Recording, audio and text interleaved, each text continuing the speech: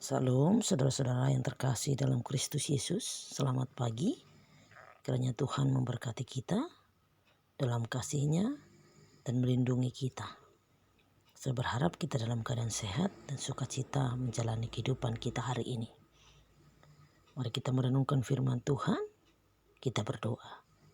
Terima kasih Tuhan untuk hari yang baru yang Tuhan berikan bagi kami. Berkenanlah Tuhan memimpin dan menuntun kami sepanjang kehidupan kami hari ini. Lewat firman-Mu kami boleh dikuatkan dan diteguhkan berjalan dalam kehendak-Mu. Dalam nama Yesus kami berdoa. Amin. Bapak Ibu, firman Tuhan untuk kita yang akan kita renungkan di sepanjang hari ini tertulis dari Matius 20 ayat 26. Demikian firman Tuhan. Tidaklah demikian di antara kamu. Barang siapa ingin menjadi besar di antara kamu, hendaklah ia menjadi pelayanmu. Bapak Ibu Saudara yang terkasih dalam Kristus, mungkin kita pernah mendengar atau mengenal tentang pribadi-pribadi yang punya nama besar, yang punya kontribusi besar bagi dunia. Atau bahkan dalam Alkitab kita telah banyak mengetahui tentang nabi-nabi atau para rasul yang namanya tercatat dalam tinta emas dalam sejarah. Baik untuk bangsa Israel ataupun bagi jemaat-jemaat yang ada kita baca dalam Alkitab kita. Seperti Musa dan Elia di Perjanjian Lama yang berperan besar dipakai Allah dalam pembebasan bangsa Israel dari perbudakan Mesir. Mereka sangat berpengaruh dalam kehidupan bangsa Israel waktu itu. Dan seperti Paulus di Perjanjian Baru yang cukup membawa perubahan dalam kehidupan jemaat-jemaat yang dia layani pada waktu itu. Bahkan sampai masa-masa reformasi seperti Martin Luther, kita juga melihat bagaimana dia berjuang untuk boleh mereformasi tentang bagaimana orang beriman kepada Tuhan. Bagaimana orang menekankan hanya anugerah Tuhan sajalah yang menghidupkan dan menyelamatkan manusia. Mereka itu memiliki nama besar, memiliki nama yang cukup berpengaruh dan masih boleh terukir dalam sejarah kekristenan. Bapak Ibu Saudara sekalian, mungkin kita sering menggambarkan orang besar sebagai sosok yang dianggap selalu berhasil, berada di garis terdepan, terkenal dan berpengaruh.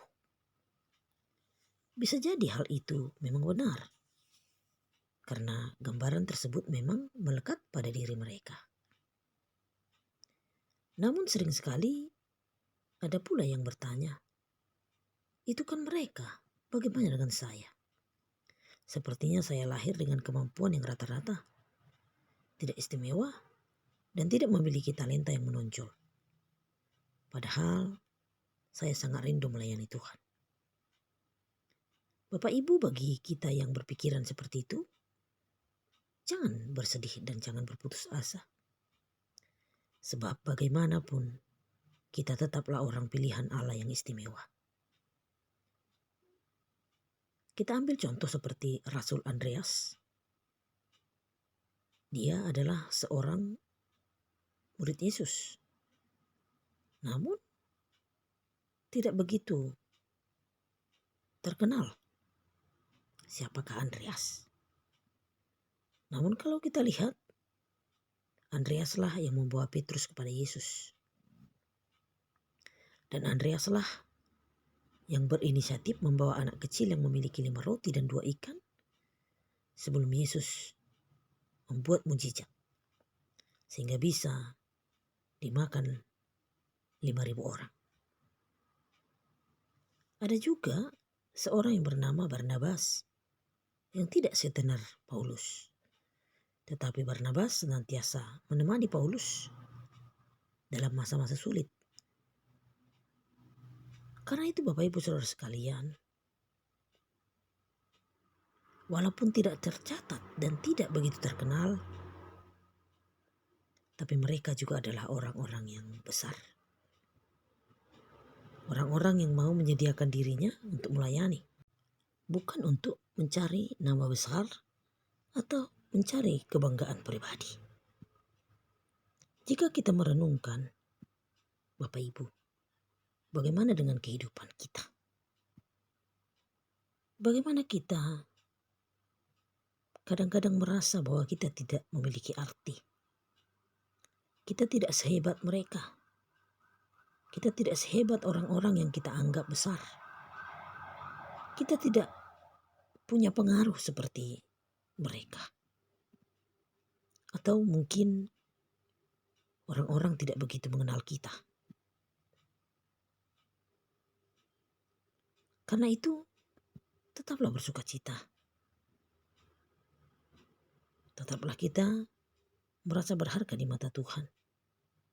Dan kita sangat istimewa. Tetaplah bersukacita. Sebab kita adalah orang yang besar, yang memiliki arti bagi orang lain. Sebab kebesaran nama kita atau kebesaran nama seseorang di hadapan Allah lebih penting daripada kebesaran nama di hadapan manusia. Karena itu biarlah barang siapa ingin menjadi besar, hendaklah ia menjadi pelayan. Amin, kita berdoa. Terima kasih untuk firman-Mu Tuhan yang menguatkan dan meneguhkan kami bahwa kami sungguh istimewa di hadapan-Mu. Ajar kami untuk menjadi pelayan, orang yang rendah hati, sehingga Engkau terus boleh memakai kami dalam segi aspek kehidupan kami. Dalam nama Yesus kami berdoa. Amin.